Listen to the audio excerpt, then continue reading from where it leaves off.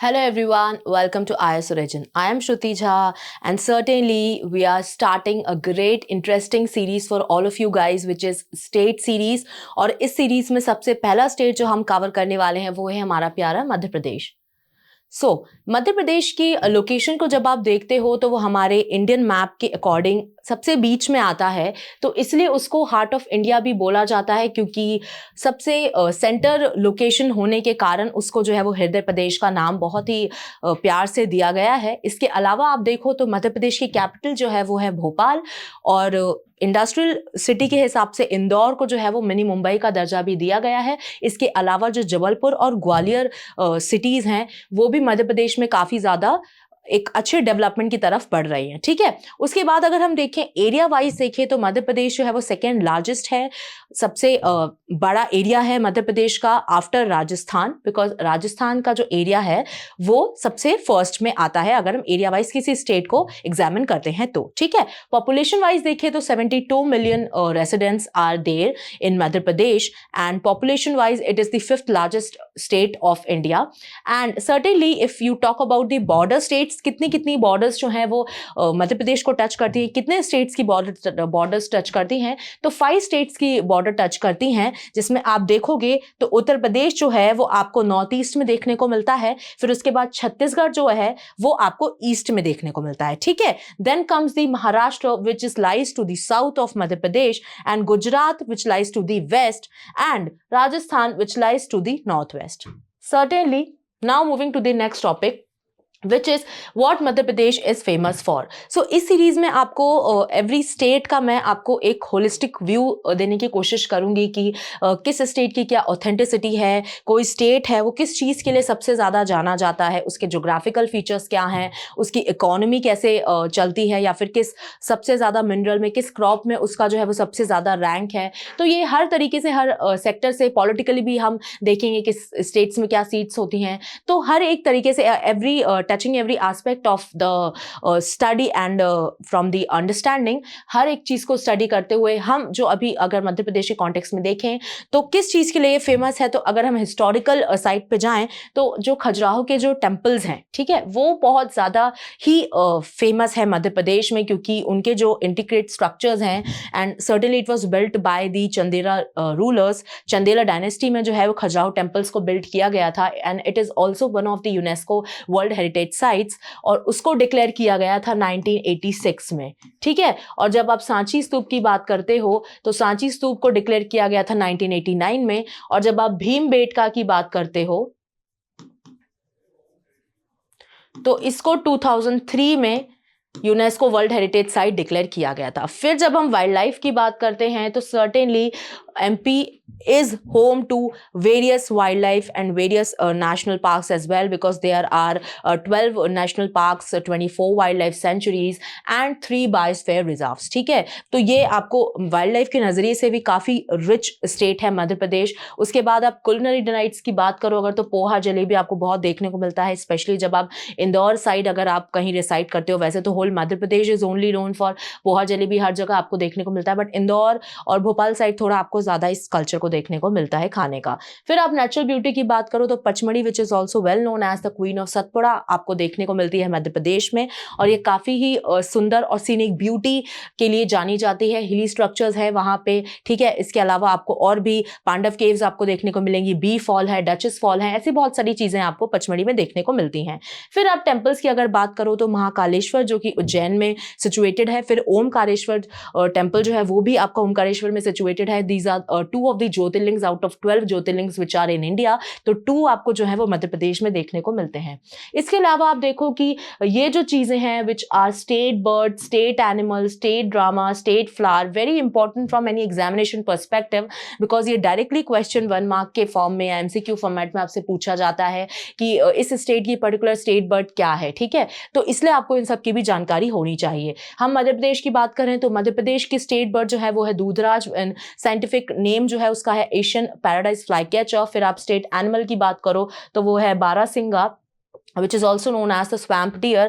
Then if you talk about the state flower, it is Madonna lily, which is also known as the Lilium candidum. Then is the state dance, which is Rai dance. And if you talk about the state drama, March is the state drama, which is very famous, and especially जो है वो उज्जैन में इसका काफ़ी आपको function जो है वो मार्च के आपको देखने को मिलते हैं, ओरिजिनेट भी वहीं से हुआ था. उसके बाद स्टेट ट्री अगर आप बोलो तो it is banyan tree, by scientific name is ficus benghalensis. उसके बाद अब स्टेट फिश की बात करो तो mahseer is the state fish, which is also known as the tor.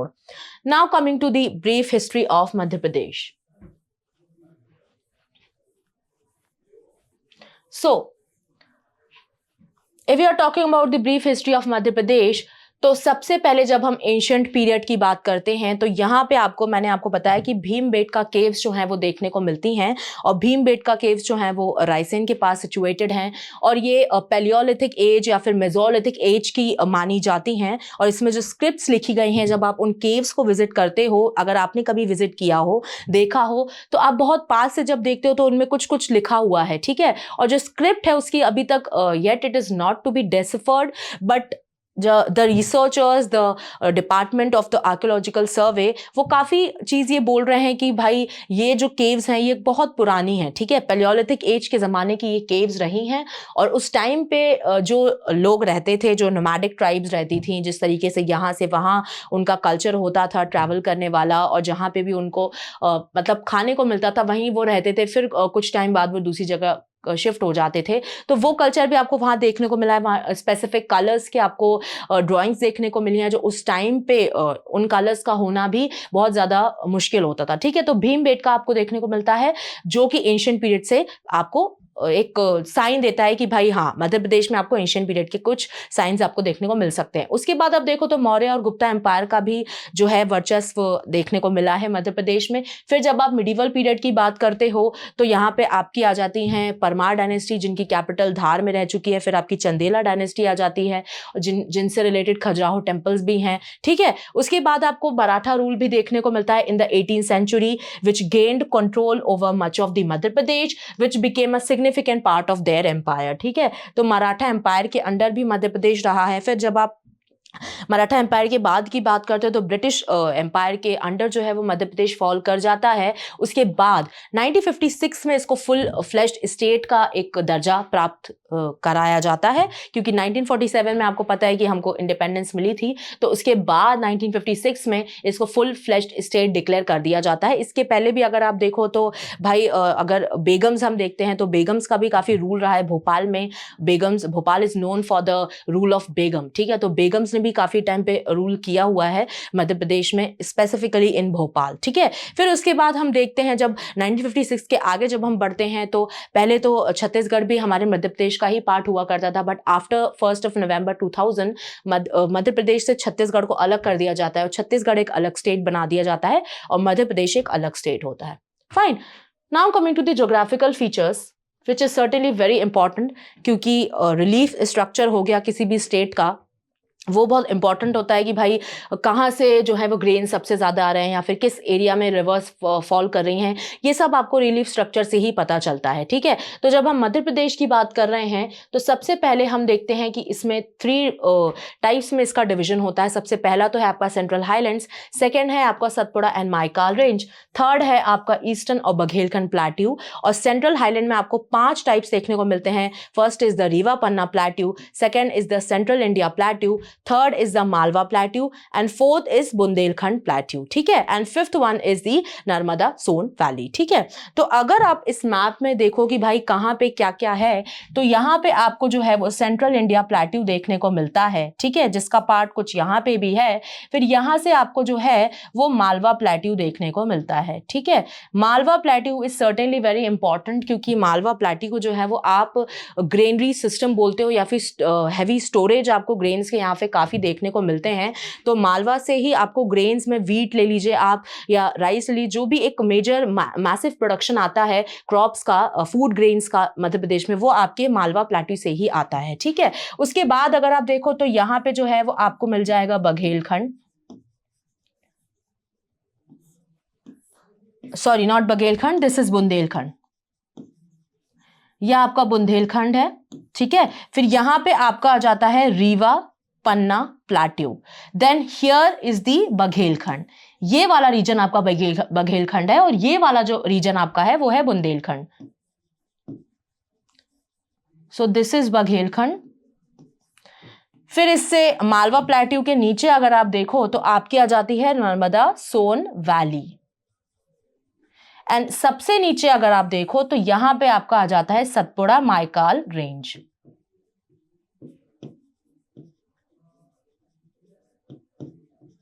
बहुत हौच-पौच हो चुका है। तो सबसे नीचे आपका आ जाता है सतपुड़ा माइकाल रेंज और वहीं पे जो है आपका पचमढ़ी सिचुएटेड है, जिसको हम क्वीन ऑफ सतपुड़ा भी बोलते हैं।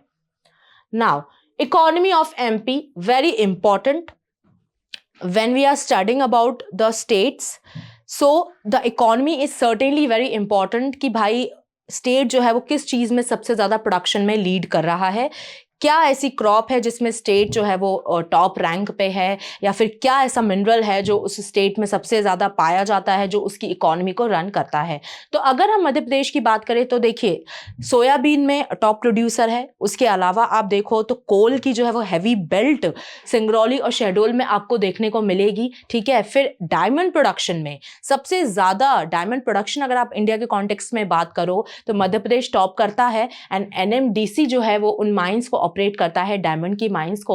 और सतना पन्ना वाला जो रीजन है वहां पे आपको डायमंड का प्रोडक्शन देखने को मिलता है, ठीक है। और मझगावा माइंस होती हैं, स्पेसिफिकली मझगावा माइंस होती हैं जो कि डायमंड से रिलेट करती हैं, ठीक है। इसके अलावा आप देखो तो कॉपर भी आपको मध्य प्रदेश में देखने को मिलेगा, फिर आपको आयरन भी देखने को मिलता है। जो बालाघाट वाला आपका जो सदर्न एरिया में एमपी में जब आप स्टडी करोगे तो सदर्न में एक बालाघाट करके एक सिटी है, वहां पे आपको जो है वो सबसे ज्यादा आयरन हो गया, फिर कॉपर हो गया, फिर ये सारी चीजें आपको, ये जो मिनरल्स होते हैं ये आपको देखने को मिलते हैं, ठीक है।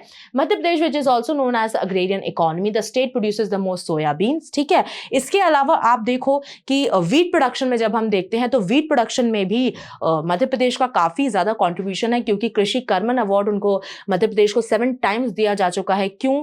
For leading in the wheat production, ठीक है। तो कृषि कर्मन अवार्ड के चलते हमको ये समझ में आता है कि भाई जो मालवा एरिया है मध्य प्रदेश का वो बहुत ज्यादा जो है वो वीट ग्रेन प्रोडक्शन कर रहा है, ठीक है। देन इसके बाद हम देखें तो भाई लार्जेस्ट कोल रिजर्व्स भी है, मैंने आपको बताया कि शहडोल सिंगरौली साइड में काफ़ी ज़्यादा थिक कोल बेल्ट पाई जाती है, ठीक है। उसके बाद आप देखो कि जो पीतमपुर है मध्य प्रदेश में एक जगह है, उसको आप डेट्रॉइट ऑफ इंडिया भी बोलते हो, क्योंकि वहाँ पे ऑटोमोबाइल इंडस्ट्री का काफ़ी ज़्यादा प्रेवलेंस देखने को मिलता है, ठीक है। इस despite of the fact that the Madhya Pradesh is economically viable and it has certain resources जो कि इकोनॉमिकली इसको काफ़ी रिच बनाते हैं, but it is also refer to as the Maru state. Why? Because certainly we are not seeing that much growth which we should see in that particular state economically, ठीक है। MP में हमको इतना सब होने के बावजूद अगर हम देखें तो काफ़ी ट्राइबल एरिया भी है, ठीक है। और ट्राइबल स्टेट हम क्योंकि मध्य प्रदेश को बोलते हैं तो ट्राइबल एरिया होने की वजह से काफ़ी जो पार्ट है स्टेट का मध्य प्रदेश का वो अनछुआ रह जाता है डेवलपमेंट से, ठीक है। क्योंकि ऑब्वियसली ट्राइब से जो है वो छेड़छाड़ अलाउड रहती नहीं है, और ट्राइब्स भी जो है वो चाहती नहीं कि भाई हमारे एरिया में कोई हिंडर करे, तो इस वजह से ओवरऑल जो डेवलपमेंट है स्टेट का वो अच्छे से नहीं हो पा रहा है, ठीक है। उसके बाद हम अगर पॉलिटिकल सिनेरियो की तरफ आगे बढ़ें तो 230 सीट्स जो हैं वो आपको लेजिस्लेटिव असेंबली में मध्य प्रदेश की देखने को मिलती हैं। उसके बाद अगर आप देखो तो लोकसभा में आपको 29 सीट्स देखने को मिलती हैं और राज्यसभा में आपको 11 सीट्स देखने को मिलती हैं, जैसा कि यहाँ पर लिखा गया है, ठीक है। उसके बाद अगर आप करंट सीएम यहाँ के देखें, अभी हम 2024 के कॉन्टेक्स्ट में बात कर रहे हैं, तो doctor Mohan Yadav is the 19th CM of MP. उसके बाद the governor is the Mangubai Chhagan Bhai Patel, who is also the 19th governor of MP. Okay, then if we are talking about the chief justice of MP High Court जो कि situated है, headquartered है जबलपुर में, तो वहाँ पे आप देखो जस्टिस सुरेश कुमार कैद जो हैं वो हैं हमारे 28 chief justice of the MP High Court, right? This was a political scenario. Then coming to the social structure of MP, as I told you earlier that MP is well known as the tribal state. यहाँ पे आपको maximum tribal population देखने को मिलती है। आप देखिए भील देखिए, आप कोल देखिए, आप भारिया देखिए, बैगा देखिए, सहारिया, पानिका, ऐसी बहुत सारी डिफरेंट ट्राइब्स हैं, सबका डिफरेंट कल्चर है, ठीक है। आपको मध्य प्रदेश में सबसे ज्यादा ट्राइबल कल्चर देखने को मिलता है, इसलिए इसको ट्राइबल स्टेट का दर्जा दिया गया है, ठीक है। So it consists of a number of ethnic groups and tribal communities and ranks first in the tribal population of India. और अगर आप इनके नंबर्स देखो तो शेड्यूल कास्ट का आप देखोगे तो 15.6% आपको देखने को मिलता है, शेड्यूल ट्राइब का देखो तो 21.1% आपको देखने को मिलता है, ठीक है। इसके अलावा आप देखो अगर रीजन्स कौन से सबसे ज्यादा ट्राइबल पॉपुलेशन में देखने को मिलते हैं, तो जो अलीराजपुर और झाबुआ वाला एरिया है, जो कि आपका ईस्ट वेस्टर्न साइड में होता है, तो वेस्टर्न साइड में जो है वो आपके झाबुआ और अलीराजपुर आते हैं, तो वहां पे उनको सबसे ज्यादा कोर बोला जाता है ट्राइबल पॉपुलेशन का, क्योंकि सबसे ज्यादा ट्राइबल पॉपुलेशन अगर आप देखोगे तो आपको अलीराजपुर और झाबुआ वाले एरिया में ही देखने को मिलेगी। So this was it for this session guys. I hope आपको मध्य प्रदेश के बारे में थोड़ी बहुत इंसाइट्स मिली होंगी और कुछ जानने को मिला होगा इस स्टेट के बारे में, ठीक है। And stay continued with this series, because इस सीरीज में I will be covering every single state, और आपको हर एक स्टेट की थोड़ी थोड़ी नॉलेज होगी तो हमारे लिए भी अच्छा होगा, because certainly we should know, because we are part of India, so हर एक स्टेट का हमको थोड़ा थोड़ा नॉलेज होना चाहिए, ठीक है। Thank you so much and stay tune and please subscribe to our channel IAS origin. Till then पढ़ते रहिए, खुश रहिए। जय हिंद, जय भारत।